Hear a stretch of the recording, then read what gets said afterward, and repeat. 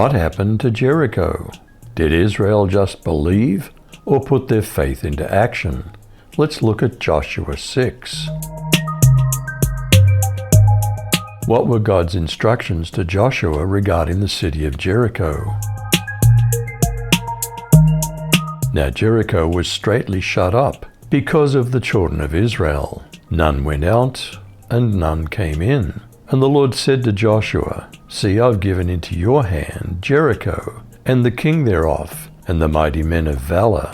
And you shall compass the city, all you men of war, and go round about the city once. Thus shall you do 6 days. And 7 priests shall bear before the ark 7 trumpets of ram's horns. And the 7th day you shall compass the city 7 times, and the priests shall blow with the trumpets. And it shall come to pass, that when they make a long blast with the ram's horn, and when you hear the sound of the trumpet, all the people shall shout with a great shout, and the wall of the city shall fall down flat, and the people shall ascend up every man straight before him. How did the campaign against Jericho play out on the first day? So Joshua the son of Nun called the priests and said to them, Carry the ark of the covenant, and let 7 priests carry 7 trumpets of ram's horns before the ark of Yahweh. Then he said to the people, Go forward and march around the city, and let the armed men go on before the ark of Yahweh. And so it happened that when Joshua had spoken to the people, the 7 priests carrying the 7 trumpets of ram's horns before Yahweh passed on forward and blew the trumpets. And the ark of the covenant of Yahweh came after them. And the armed men went before the priests who blew the trumpets. And the rear guard came after the ark, while they continued to blow the trumpets. But Joshua commanded the people, saying, You shall not shout, nor let your voice be heard, nor let a word proceed out of your mouth, until the day I tell you, Shout! Then you shall shout. So he had the ark of Yahweh taken around the city, circling it once. Then they came into the camp and spent the night in the camp. Did Joshua and the people do the same for 6 days?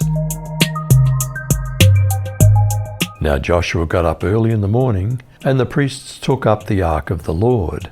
Then the 7 priests carrying the 7 trumpets of ram's horns in front of the ark of the Lord went on continually, and blew the trumpets. And the armed men went ahead of them, and the rear guard came after the ark of the Lord, while they continued to blow the trumpets. So the 2nd day they marched around the city once, and returned to the camp.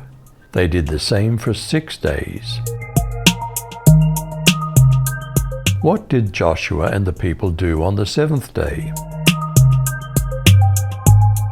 On the 7th day they got up at daybreak, and marched around the city 7 times in the same manner, except that on that day they circled the city 7 times. The 7th time around, when the priests sounded the trumpet blast, Joshua commanded the army, Shout! For the Lord has given you the city. The city and all that's in it are to be devoted to the Lord. Only Rahab the prostitute and all who are with her in her house shall be spared, because she hid the spies we sent. But keep away from the devoted things, so that you'll not bring about your own destruction by taking any of them.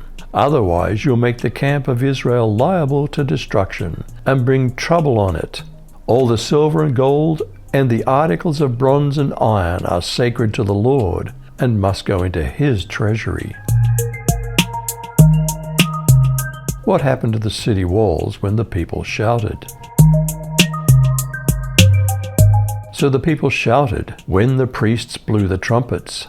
And it happened when the people heard the sound of the trumpet, and the people shouted with a great shout, that the wall fell down flat.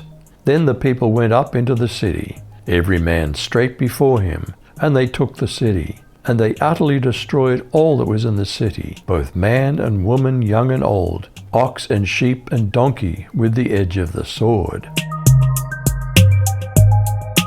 What happened to Rahab the prostitute and her family? Meanwhile, Joshua said to the 2 spies, Keep your promise. Go to the prostitute's house and bring her out, along with all her family." The men who'd been spies went in and brought out Rahab, her father, mother, brothers, and all the other relatives who were with her.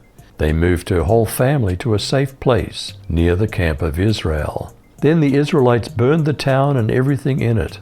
Only the things made from silver, gold, bronze, or iron were kept for the treasury of the Lord's house. So Joshua spared Rahab the prostitute and her relatives who were with her in the house, because she had hidden the spies Joshua sent to Jericho, and she lives among the Israelites to this day. What was Joshua's curse on builders who later rebuilt Jericho? Joshua commanded them with an oath at that time, saying, "Cursed is the man before Yahweh who rises up and builds this city Jericho. With the loss of his firstborn he'll lay its foundation. With the loss of his youngest son he'll set up its gates." So Yahweh was with Joshua, and his fame was in all the land. Through Elisha the prophet, did God eventually lift the curse on Jericho. The citizens said to Elisha, "As you can see, sir, this city's in a good location, but the water's bad, and the land causes miscarriages." He said, "Bring me a new bowl and put some salt in it." They did so. Elisha then went out and threw salt into the spring. He said, "This is what the Lord has said. I've purified this water. It will no longer cause death and miscarriage." The water has stayed pure right up to this very day, in agreement with the word that Elisha spoke. Why did the walls of Jericho fall? Did Israel have a faith that acted, or just a passive, do-nothing belief?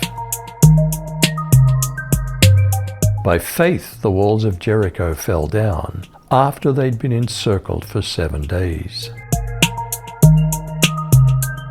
What happened to Jericho? Did Israel just believe or put their faith into action? You decide.